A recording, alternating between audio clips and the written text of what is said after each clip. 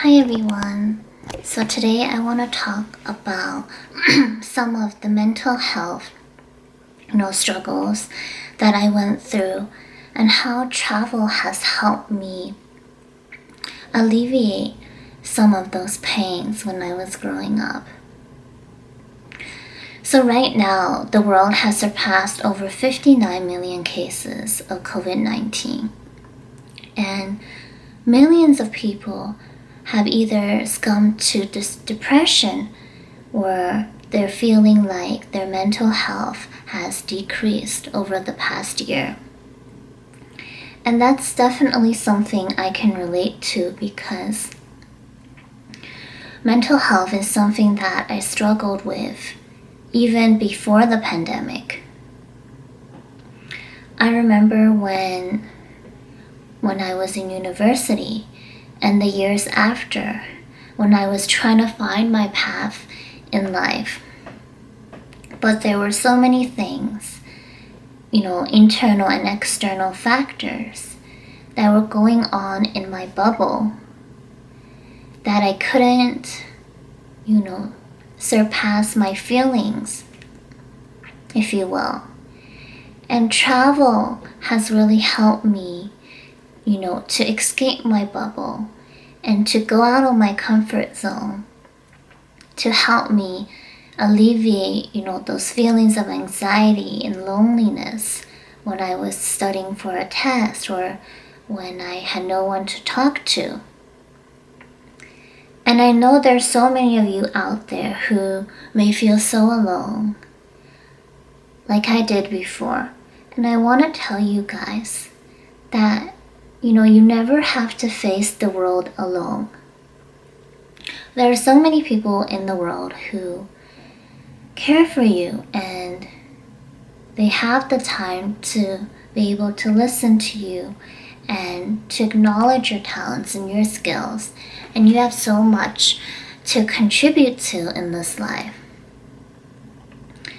When I was younger, my parents moved to Canada to a small apartment on the second floor of a Chinese restaurant.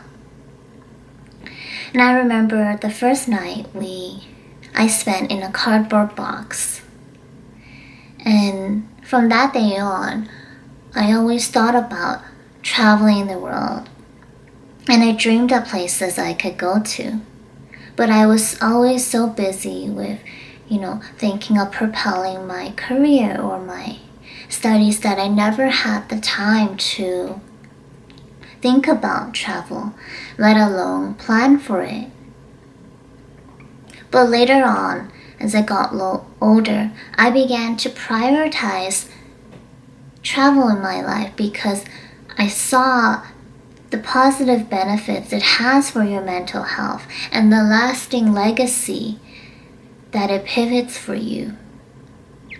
As a person, the first time that you step out of your comfort zone and you see a new place for the first time, you'll be able to understand more about yourself and your limits and the limits of humans as a whole.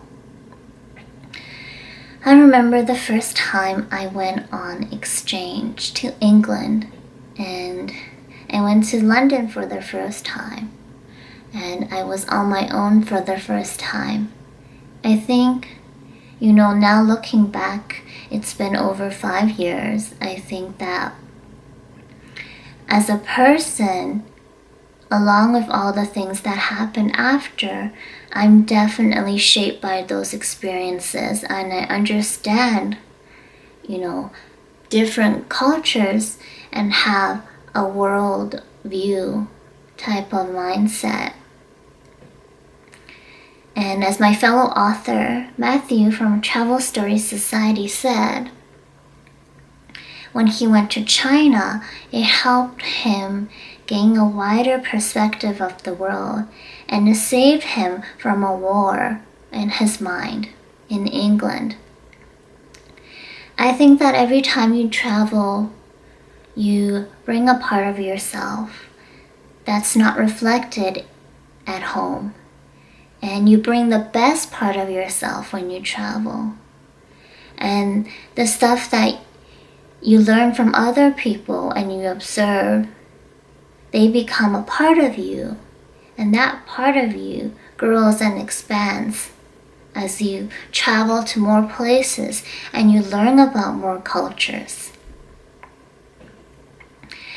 Some of my favorite memories have been from traveling, whether I was on a beach, on Waikiki Beach, or in Miami, in Shanghai, on the streets of Nanjingwu, or in Vancouver, hiking Mount Qing, or another one of my favorite mountains, or skiing.